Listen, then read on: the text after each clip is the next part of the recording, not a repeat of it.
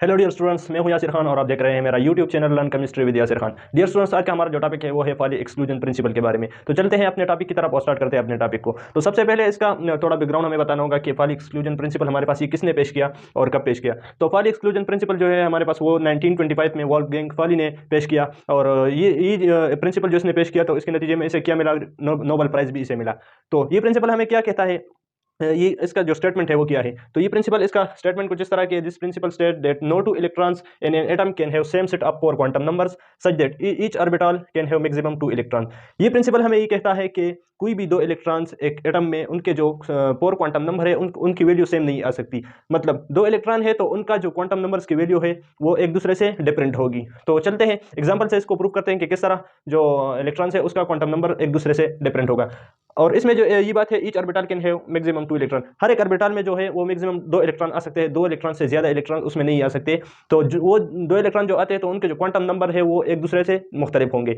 अगर आप quantum number का कंसेप्ट आप नहीं जानते तो मेरी पहली वीडियो जो है जो वो हमने क्वांटम नंबर पर बनाई है, तो मैं डिस्क्रिप्शन में उसका लिंक डाल देता हूँ, आप उसे वहां से देख लीजिए। तो चलते हैं एग्जाम्पल की तरफ कि किस तरह 2 ऑर्बिटल्स की जो 2 इलेक्ट्रॉन्स के जो क्वांटम नंबर है वो सेम नहीं हो सकते।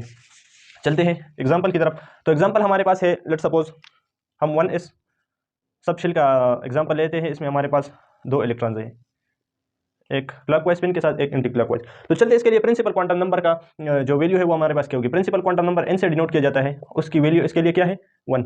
तो जो प्रिंसिपल क्वांटम नंबर की वैल्यू है वो हमारे पास 1 है, इस इलेक्ट्रॉन के लिए भी और इस इलेक्ट्रॉन के लिए भी। अब देखते हैं जो अजीमुथल क्वांटम नंबर है उसकी वैल्यू हमारे पास क्या आती है। तो अजीमुथल क्वांटम नंबर इससे रिप्रेजेंट किया जाता है 0 लेस देन और equal to L less than equal to n minus 1। तो n की वैल्यू यहाँ पुट कर दीजिए, वो हमारे पास 1 है। तो l की जो वैल्यू आएगी हमारे पास वो भी क्या है, 0 है।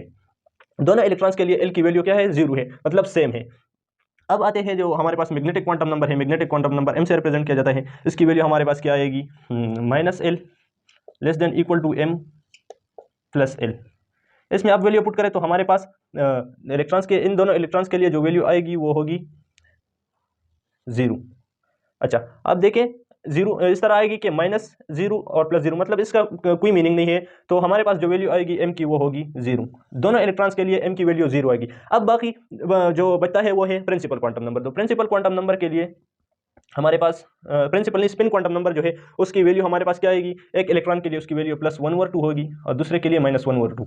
तो अब यहाँ देखिए कि ये तीनों क्वांटम नंबर, इसकी वैल्यू इन दोनों इलेक्ट्रॉन्स के लिए सेम है, लेकिन जो चौथा स्पिन क्वांटम नंबर है उसकी वैल्यू डिफरेंट आ रही है। तो यही है हमारे पास पॉली एक्सक्लूजन प्रिंसिपल के, किस तरह जो 4 क्वांटम नंबर है वो 2 इलेक्ट्रॉन्स के लिए उनकी वैल्यू सेम नहीं हो सकती। तो ये थे हमारे पास पॉली एक्सक्लूजन प्रिंसिपल। नेक्स्ट हमारा जो टॉपिक होगा इंशाल्लाह वो पीरियोडिक टेबल के बारे में होगा कि किस तरह हम पीरियड नंबर, ग्रुप नंबर और ब्लॉक नंबर हम फाइंड कर सकते हैं।